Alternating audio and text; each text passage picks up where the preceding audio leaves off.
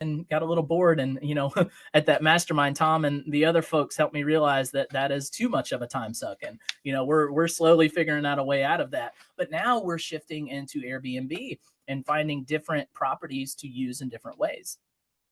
Another application is we weren't perfect.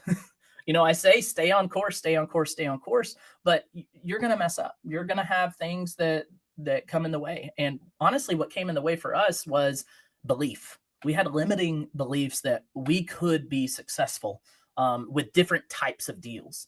We were just really good at Zillow and finding listings that were marketed in such a way that we could go below asking and renovate and add value. But we were scared to, go out and knock on doors. We were scared to go out and, do mailers or bandit signs.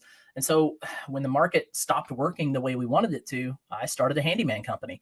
And I was really strategic about how I started this. It was a handyman company that focused solely for real estate agents on their ATAX.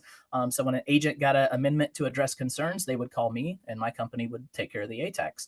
But the problem is COVID happened and I was in the National Guard. I was deployed for the Corona scare, and I was unable to run the business. And my wife, she was working her job. And so ultimately we sold the business. And that was something that really set us back, because it was about 18 months of, we weren't thinking about our one thing. We weren't thinking about real estate. We were trying to run a business, and it was the wrong time for it. And then other, real applications of sticking to those 4 items is, podcasts and books and local meetups. Like I said, we never missed a single meetup.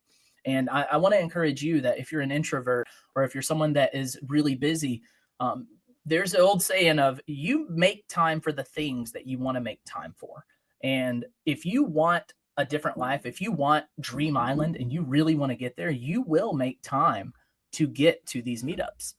And so, and Tiffany and I, we did that. Thursday nights, we had band practice that ended at 6, and the meetup was an hour away. And the meetup started at 6 and my band practice ended at 6. So my wife would go over there about 5 o'clock, and she is a crazy introvert, hates being around large groups of people, but she went there anyways. She went there anyways and sat in the room and took notes and listened. And I got there about 7 o'clock, and I was there for some of the meeting and all of the networking at the end. And that's how we really found our way through this, was just being in that room. There's nothing more powerful than the process of immersion. If you really want to learn to speak a different language, the best way to do it is to just go live in a country that's all they speak.